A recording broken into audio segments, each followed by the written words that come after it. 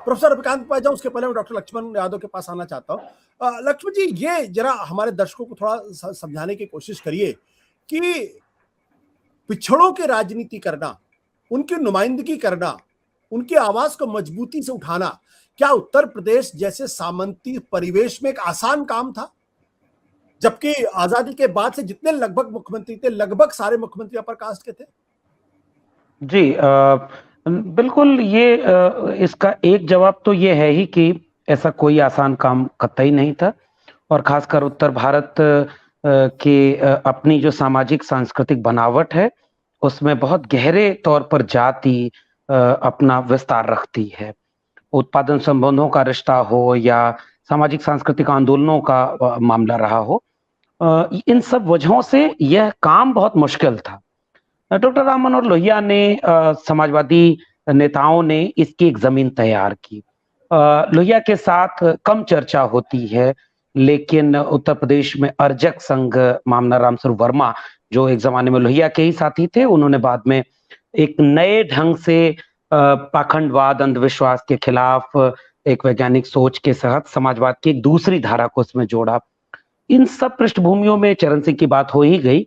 मुलायम सिंह ने सबसे बड़ा काम लोहिया के, मुझे याद आ रहा है कि मुलायम सिंह यादव पहली बार जेल गए थे तो लोहिया के नहर रेट पर, जो नहर रेट आंदोलन हुआ था, उस पर जेल गए, और उसके बाद से एक शुरुआत हुई। बाद में धीरे धीरे चल करके मुलायम सिंह ने अपनी पहचान को किसान और नौजवान से प्राथमिक तौर पर जोड़ा, और उसके साथ उन्होंने अपने हर भाषण में, उनके शुरुआती बातों से लेकर के, अगर उनका संसद का आखिरी 3-4 भाषणों में से एक देखें, तो उन्होंने कहा कि सारे धंधे मुनाफे के हैं और किसानी घाटे का है, किसान अपना धंधा बदल नहीं सकता। तो किसान पहचान के साथ ये जो ओबीसी पहचान है, ये ओवरलैप करके वो उसे एक पॉलिटिकल वॉइस दे रहे थे। और मुलायम सिंह केवल यादवों के नेता कभी नहीं रहे। बाद में बीजेपी ने जैसे मुल्ला मुलायम कहना शुरू किया था, वैसे बाद में एमवाई समीकरण, आज तक वो टैगिंग कम से कम सपा और आरजेडी पर ये चिपकी हुई है कि ये लोग एमवाई की पार्टियां हैं। मुलायम सिंह केवल यादवों के नेता नहीं थे।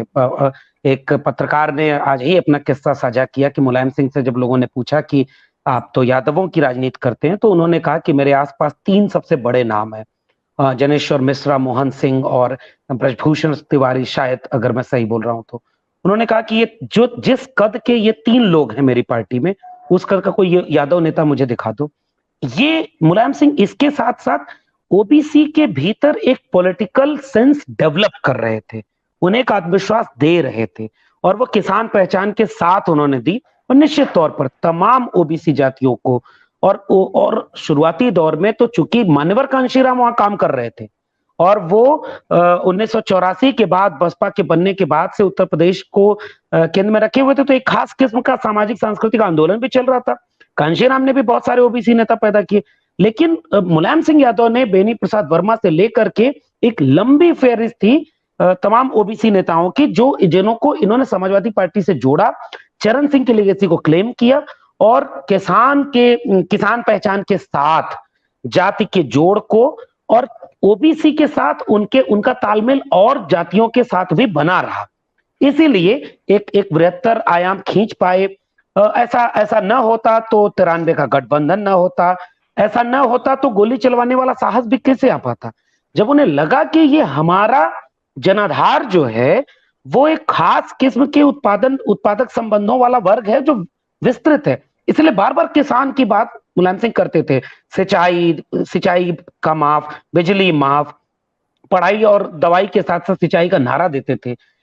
ये जो जाति को लेकर के एक खास किस्म का उभार था जो लोहिया से चला आ रहा था, जैसे थोड़ा सा आगे बढ़ाया था रामनिवास यादव ने, रिजर्वेशन का एक इनिशियल फेज उन्होंने लागू किया था।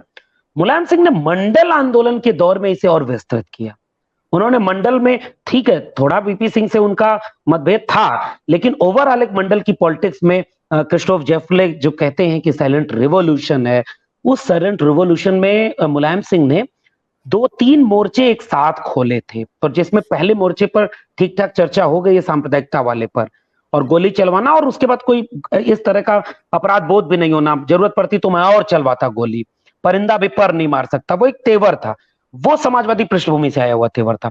उसके पीछे हिम्मत मिल रही थी इसी किसान जातियों की, चूंकि किसान पहचान सीधे उन जातियों को एड्रेस कर रही थी और कांशीराम से जुड़ने के साथ वो एक बड़ी एका बनती है।